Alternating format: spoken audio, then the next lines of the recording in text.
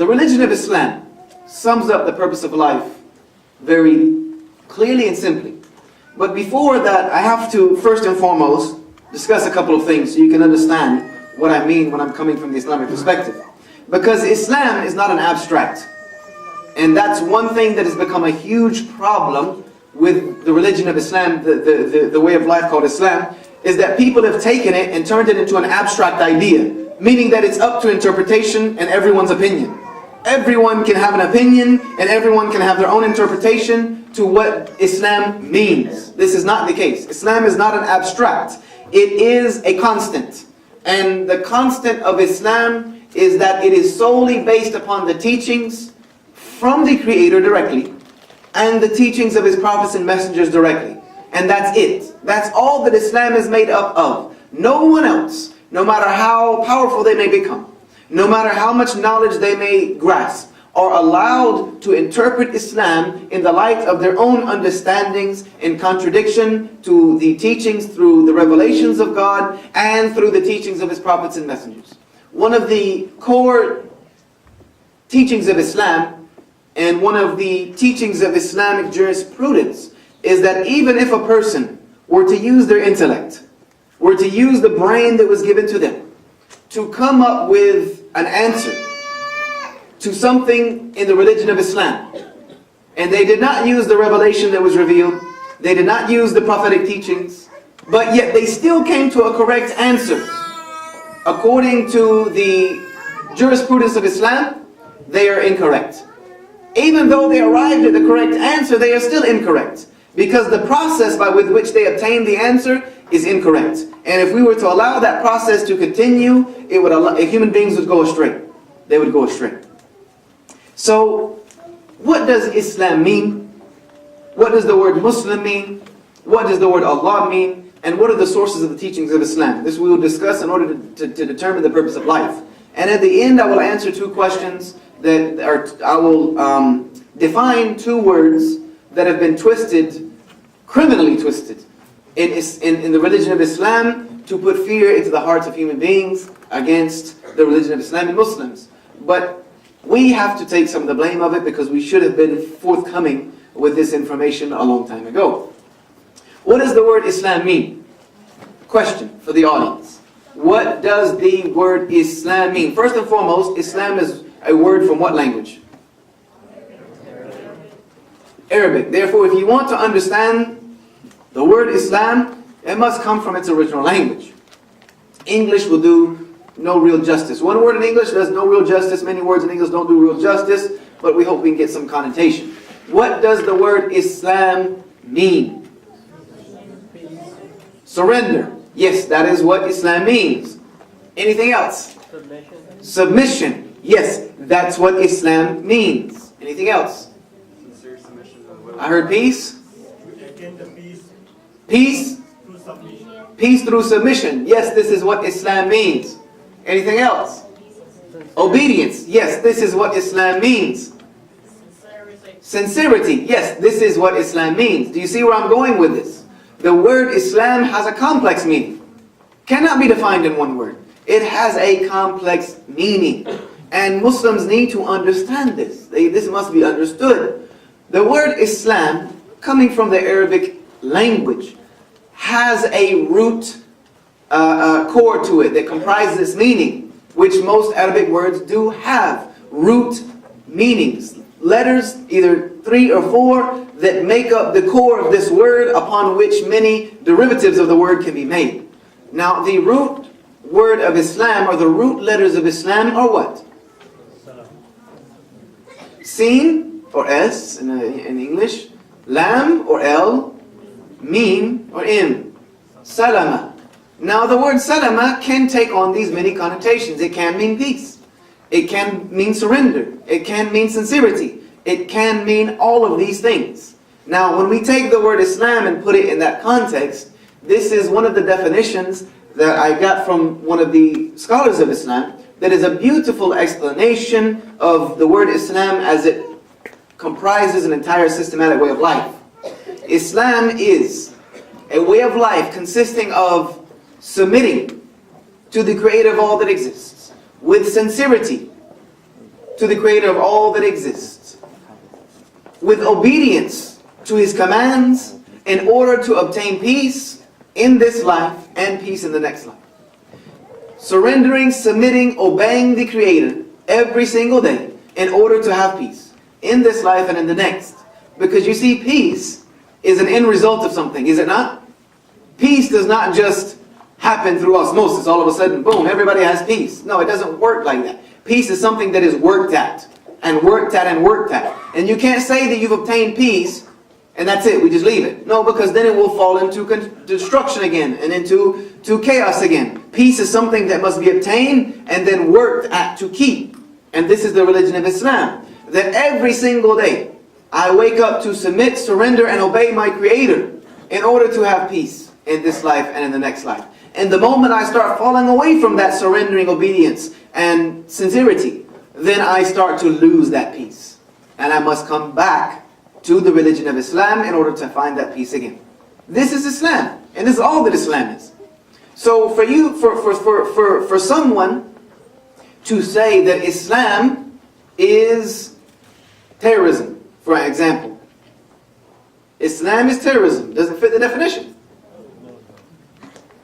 Does not. These things are as opposites in oil and water. They don't fit. That Islam is oppression. Do these things fit? No, they don't. The definition doesn't fit. So we need to start doing justice to these things. Because if you want to create a new definition for Islam, well then you have to admit that you're making it up out of yourself, because it's not according to the core definition. Now, what does the word Muslim mean? What does the word Muslim mean?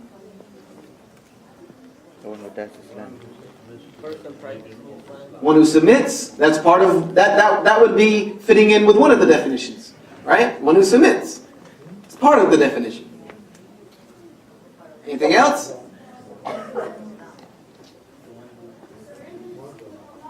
One that surrenders. Yep, that does fit. You see where I'm going with this? Okay, so let's step back. Muslim is a word from what language? Arabic. So we must understand it again. Now, what is the core word of Muslim? What is the root letters of the word Muslim? Same as the word Islam. Sin, Lam, Mim. Sin, Lam, Mim. But there is a different connotation that is put forward. Now, in the English language, if you add a suffix to the end of a word, if I wanted to add a suffix to the end of a word to connote or to describe that I am a person who is doing a particular action, such as the verb talk or walk, and I wanted to connote in the English language that I am the one doing this verb or action, how would I do that in the English language? ER. You add an ER to the end. An ER to the end connotes that I am the one, or whoever I'm speaking about is the one doing the particular action. For instance, walk would become the walker. This person is doing the walking. Talk would be the talker. This is the person doing the talk. There is an exact same grammatical rule in the language of Arabic, but it comes at the beginning of a word, and it only consists of one letter. It consists of one letter. What letter is that? Mim or N. For instance, the call to prayer. When you hear the call to prayer in Islam, and that's what they put on movies, that's what they put on video, anything about Islam, you hear this call to prayer. It is called what? The adhan. The adhan. Now, the person who does that is called what? The mu'adhan. The mu'adhan. The one who does the adhan. The mu'adhan.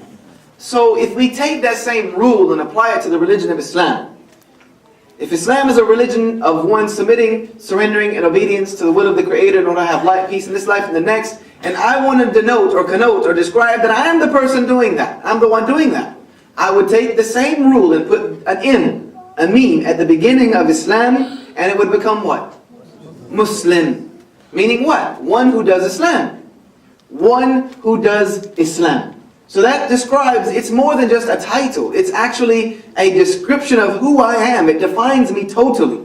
That I am a person who submits, surrenders, and obeys the Creator in order to have peace in this life and the next. So when I tell you I'm a Muslim, you should automatically know everything about me. You should know exactly who I am when I say that I'm a Muslim. And you should grade me on that qualities. That is how I'm graded. Am I living up to that? Am I living up to that? Now, if I go out here in the streets tonight, find a person, and just kill him for no reason, would I be doing the actions of a Muslim?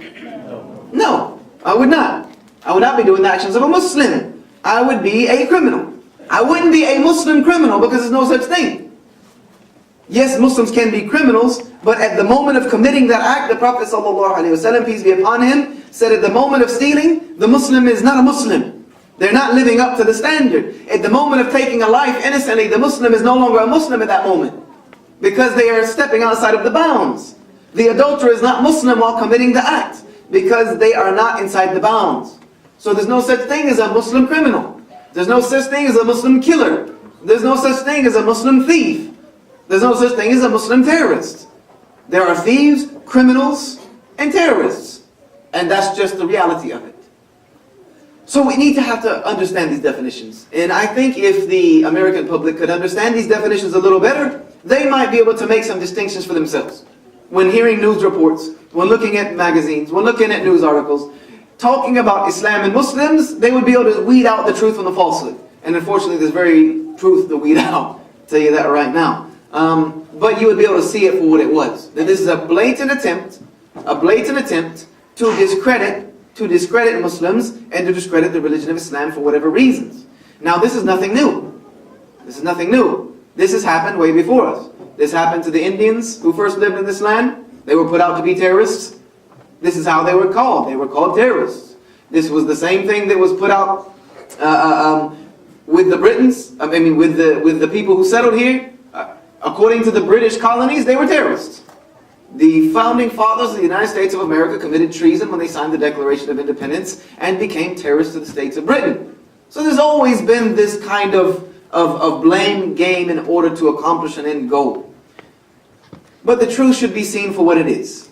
Now, what does the word Allah mean? We must discuss this because when Muslims talk about the creator of the heavens and the earth, they will more than likely frequently use the word Allah rather than the word God. And there's a reason behind it. There's a reason behind it. The word God means what?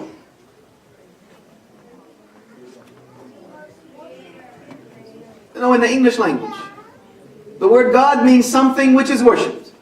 Something which is given worship. Something which is given adoration. Something that has power over other things. Something that has benefit for human beings. All of this connotes the word God. But now the word God in the English language can be made plural. You can say gods, plural.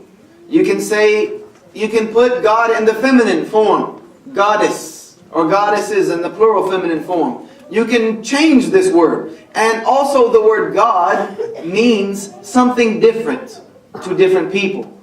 When you speak to someone who is from the Hindu language about God, their idea that comes into their mind might be something quite different than your idea. When you speak to the Christian about God, the idea of God might be something different in their mind. When you speak to someone who is a Jew, the word God might connote something different in their mind. Therefore, this word does not properly describe the one true creator of the heavens and the earth. Now, there is an Arabic word for the word God. There is an Arabic word for something that is worshipped, something that you believe to derive benefit or harm for yourself. Therefore, you give it adoration and worship. What is that word in the Arabic language? Ilah. The word ilah means something that is worshipped. For instance, I can take this bottle of water home, and I can think that it has some power over me. That it has some benefit or harm that can come to me because of my worship to it or not. I can put it on a pedestal. I can surround it with incenses. I can give it worship, and it would be an ilah for me. This would be a God for me, because I have given it worship. It is a false God, which in the Quran is known as Taghut, but it would still be an ilah, a form of a God that is worshipped. But when the Creator speaks of Himself, and this definition in Arabic is synonymous that you find in the Hebrew Bible, it is synonymous that you find in the language of Aramaic that Jesus spoke. The word for the creator of the heavens and the earth in Arabic is Allah. Allah. Now the word Allah is a compound word that has the word ilah in it, has the word ilah in it, something that is worshipped or can give benefit or give harm and things of that nature. But there is something called the definite article or the definite pronoun or the definite prefix, that is added to it, which is what? Al, A-L. And when you say something is al, it is showing that there is only one of them. Showing that there's only one of them. Like if I say the word bayt in Arabic, it means what? House. But if I say, and that can mean any house. Any house could be bayt. But if I say al-bayt, the house, then I am speaking of a particular house. One particular house. So when we say al-ilah, Allah, it means the one true creator of the heavens and earth, the one to be worshipped, the only one who can derive, can benefit or harm humanity. So we say Allah. Now the word Allah is special in the fact that it has no gender. Most words in the Arabic language have a gender. They're either masculine or feminine. The word Allah is neither. It's neither. It's neither. And the word Allah cannot be taken to some other form. There is no plural of it. No plural exists of the word Allah. So when we say Allah, we are saying the one true creator of all that exists. The proper name for God, which in Aramaic, according to the language of Jesus, peace be upon him, would have been Allah. This is what he would have said. And in Hebrew you see Aloha and things of that nature. So when we talk about the purpose of life in Islam, the purpose of life in Islam is that Allah, the creator, one true God of all mankind, created everything. He alone with no helper, with no consort, with no equal, with no counsel, created everything that exists. And He created it all with design. Meaning that if there was such a thing as a Big Bang, and this is how creation started, with a force that propelled it into existence, then we as Muslims would say that that Big Bang, that initiation of creation, was by the creator of all that exists and His word. When He said be, everything existed. And those molecules and particles that went out, every single one of them knew its exact place. It knew where it had to be. It knew where it needed to be. Whether that was over a period of a few moments or over the period of billions of years, that molecule knew where it needed to be. Therefore, we say that the compounds of human beings, the molecules that we're made of, the very building blocks of humanity's existence, were there at the inception of creation. And those molecules knew exactly where they needed to end up in order for human life to exist. The air, the water, the sky, the sun, the moon, everything that needed to exist knew exactly where it needed to be. According to design. And then the human being himself was fashioned and created by the Creator for one purpose. The purpose of all creation. The sun, the moon, the stars, the planet, the skies, the trees, the rocks, is to worship the Creator of all that exists.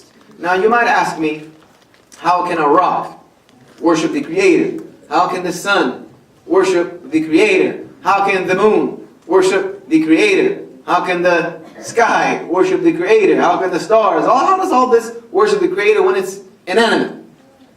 Much of it is inanimate. Does not have a life that we can concept.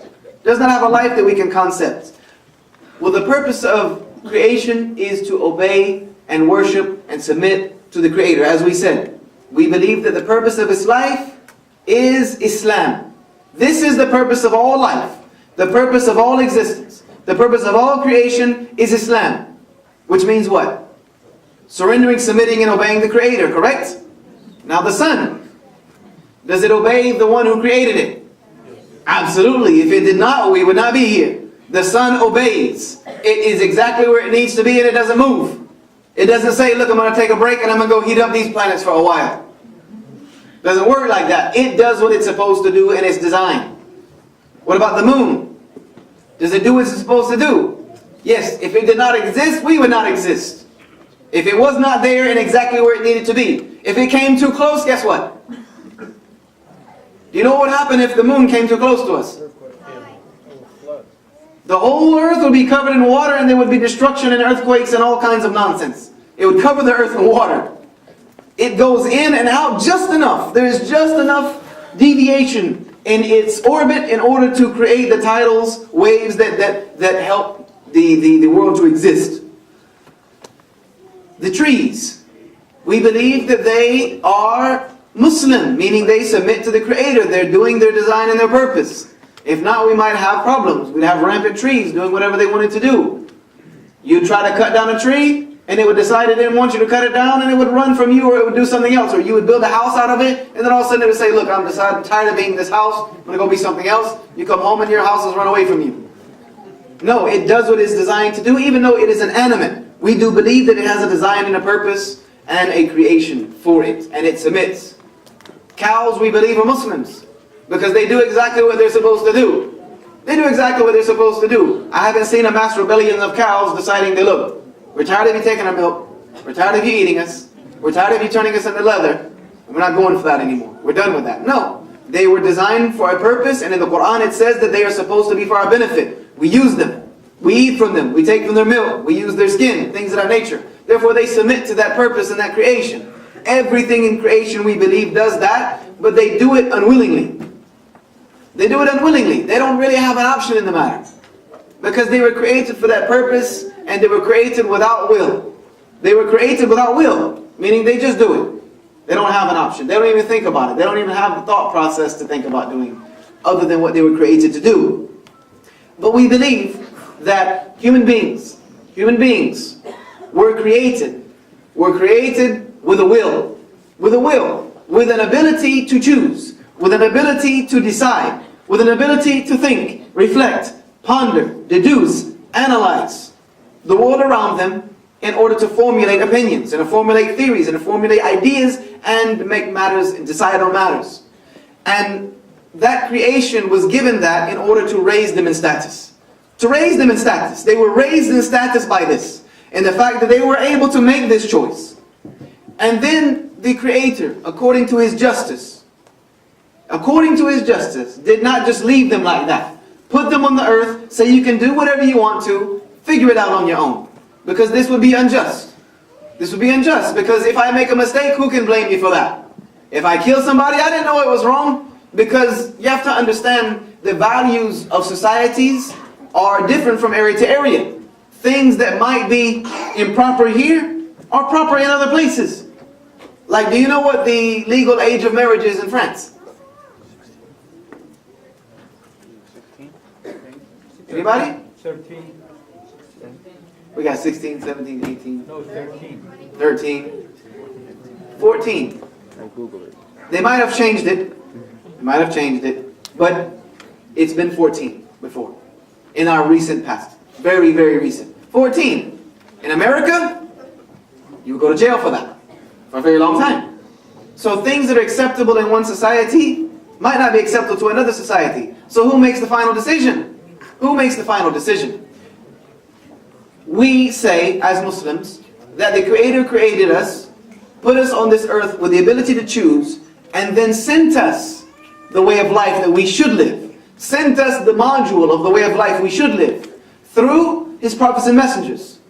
Starting with Adam, peace be upon him, he was taught how to live his life, and he taught his children. But then eventually humanity did something that we are apt to do. What did we do? Forgot. We forgot. The Arabic word for human being is what? Insan. We talked about this yesterday. What does it mean? One who forgets. One who forgets. So we forget. Therefore, when we would forget, another person would be raised up amongst us, and God would directly speak and reveal to him how humanity should live their life for that time and age. For that time and age. And then the next messenger would come after people forgot and teach people how to live their life according to that time. Because maybe humanity's evolved. Not evolved from monkeys, but evolved in our understanding. Evolved in our societies. Evolved in our civilizations. Evolved in our technology. Therefore, new rulings need to be put in place. And that continued to happen up until the present day with the coming of the Prophet Muhammad, peace be upon him, who we believe to be the last and final messenger to mankind. But through all of that time and all of those changes to the way of life, there was one core constant between every single one of them. They had one constant core that they taught to every one of their people. What was that constant core? Worship only one God who created everything that exists. Worship the one true creator of all that exists. And then live your life the way He's taught you to live your life. That was the core constant. And we believe that to be the entire purpose of our creation. The Quran says in chapter 51 verse 56, I did not create mankind except but to worship me. Except but to worship me. I created them to worship me. Therefore we live our lives under that submission. And the fullness of that, because people have asked me, if the Muslim's life is entirety of their life is about worshiping God, then why you don't pray all day? Why do you not pray all day? Why are you allowed to go out and do normal things? Get married, have fun, play basketball, do whatever you want to do. Why is it that you're not fulfilling your purpose? But you see, that's the beauty of Islam. The beauty of Islam is that as long as I am living my life according to the rulings of the Creator, I am submitting to His will, I am accepting His rule over my life, I am living my life to the best of my ability in accordance to His law, that is worship. That is worship. That is worship, because it is obedience. It is a part of the worship. Part of the worship is obedience. Just being obedient is worship to the Creator. So we live our life in totality of worship. I can be playing basketball and still be considered to be in worship of my Creator. Because I'm not breaking the rules, I'm keeping it okay, I'm not cheating, I'm not knocking everybody out who gets the ball, I'm behaving in a manner that is appropriate, and I'm doing it because I want to be pleasing to my Creator in everything that I do. Therefore that act would be considered worship. I would be worshiping. I would still be worshiping. Even sleep can be worship in Islam. Even going to the bathroom can be worship in Islam, based on the intent. Eating is worship in Islam. Everything we do, if we do it with the proper intent to please the one who created us and to be submissive to His will, it is considered worship. So we are fulfilling our purpose with everything that we do. The companions, peace be upon them, were told by the Prophet ﷺ, and I have to say this very gently because there are children in the room, but he said that you would be rewarded by the Creator for the relations that happens between a husband and wife. You would get reward for it, and you only get reward for things that are considered part of worship, part of your obedience to the Creator. So the companions were quite shocked by this. That how can we be rewarded for something that we really enjoy that much? How could we be rewarded for that? He said, peace be upon him, if you did it outside of the bounds of marriage, would you not be punished? They said yes. He said, therefore, if you do it inside of the bounds, wanting to please the Creator, getting married for His sake, then you're rewarded for what happens between you and your wife. You see, the entire Muslim's life is about worship. And this is part of fulfilling the command to worship God. Even in the Bible, it is taught to pray without ceasing. To worship, there is an alternate definition for the word in the original language. To worship without ceasing. Worship without stopping. But some of the translators couldn't concept worship without stopping, so they changed it to pray. Worship and pray without stopping. How do you do this? You submit to the will of the Creator and you live your life according to His standards. Therefore, you will have a life that is filled with worship. You have a life that is filled with worship. Now, the Quran says something very beautiful. And then we'll sum up with these final two words that I was going to discuss. I want to discuss 4 words today. Number 1 was Islam. Number 2 was Muslim. I want to discuss the word Allah, but that was an addition. And there's 2 other words I want to discuss. The Quran says something, and there's more verses than I could put and enumerate in the amount of time that I have, that discuss the creation of the heavens and the earth and their purpose. And you will find this in chapter 3 of the Quran. In chapter 3 of the Quran, in verse 189, it begins by saying, and to the Creator, to Allah belongs the dominion of the heavens and the earth. Meaning that He is the owner, the cherisher, the sustainer. He is the king. He is the overlord of all creation. He is in charge of everything. And He is over all things competent, powerful, able. He is able to do all things. He is able to do all things. Indeed, the creation of the heavens and the earth, and the alteration of the night and the day, are signs for people who have intellect. For someone who has intellect, The creation of the heavens and the earth, the alternating of the night and the day is enough for the human intellect to understand this design. And there is a story that is laid out for us in the Quran of Abraham, peace be upon him, that shows this very, very well. When he was trying to understand his purpose, he was reflecting and contemplating on his purpose. And he knew that he existed through a design of someone. That this was not just hazard. He knew that there was an ilah, a God, that existed over all mankind. And he wanted to know who it was. So one day he saw the sun. And he said, you know, this sun is pretty powerful and it contributes to our existence. So maybe this is it. And then the sun set. And he said, indeed, if there's a creator of the heavens and the earth, he would not set. My Lord would not set. Then he saw the moon. Maybe the moon. The moon faded away. My Lord does not fade away. The stars. Maybe them. But they fade away too. So none of this fades away. Indeed, my Lord is the creator of the heavens and the earth. Allah alone.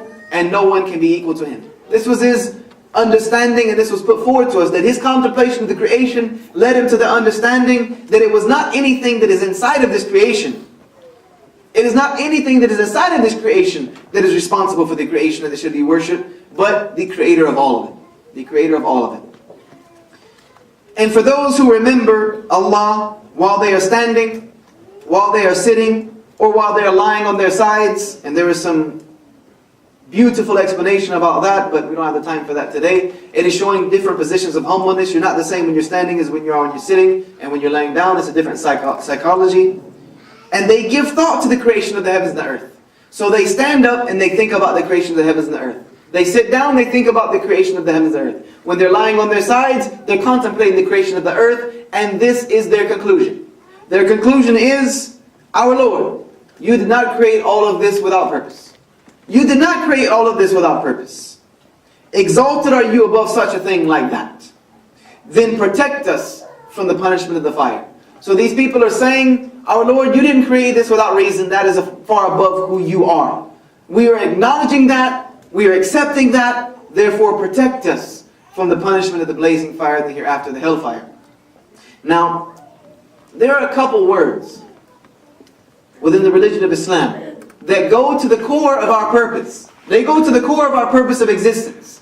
Without these two things, the pillars of Islam would not stand and it will crumble. It will crumble without these two things. As human beings, we would not be able to exist properly without these two things, and we have proven that. We've proven that. Our history has proven these things. The first word is a word that has been put forward in the West to be banned. That we must ban this thing, even though it doesn't exist in the West. Even though it does not exist in the West, it must be banned. Banning something before it exists shows the amount of true fear. That there must be some serious fear behind this thing if we are going to ban it before it even exists. And it's been talked about in Congress. It's been talked about in the Senate. It's been talked about in every state. It's even been banned, I think, officially in many states, has it not? Has it been banned in this state yet? You have a problem with that. The problem being banned. Alright. The Muslims know what I'm talking about, that's what I'm asking. The word is what? Sharia. You see? I knew everybody knew what I was talking about. Sharia. Sharia is the boogeyman in the closet. If you don't watch, he's going to come. He's going to come at night and take your soul. Or your head or your hands. Better yet. Sharia. Sharia. Let's ban Sharia. I don't know where Sharia exists in America, but wherever it's at, we need to ban it. Okay. Let's discuss this word and give it its true definition.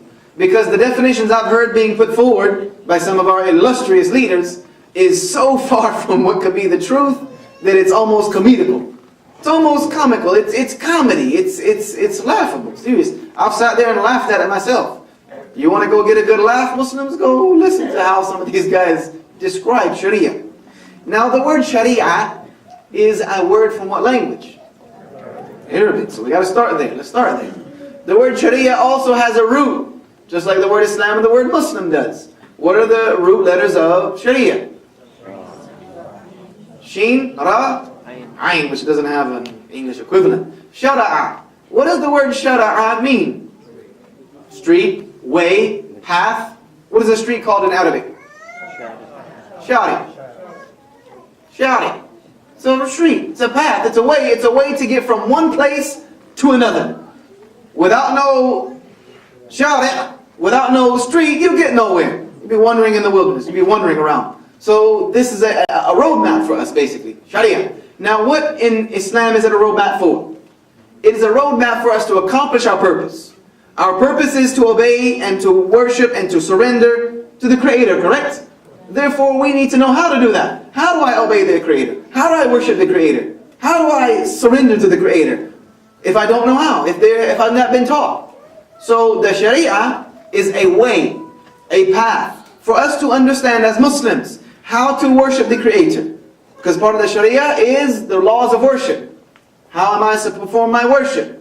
The laws of the Sharia also teach me how to buy and sell. So how should I do my business? I should be honest. I should be upright, forthright. I should sell you a product that is worth you buying. And I shouldn't claim that it's something else. I shouldn't lie to you to get you to buy it. All of these things are labeled within the Sharia. Also, in the Sharia are laws of society. How society should function in order to do what?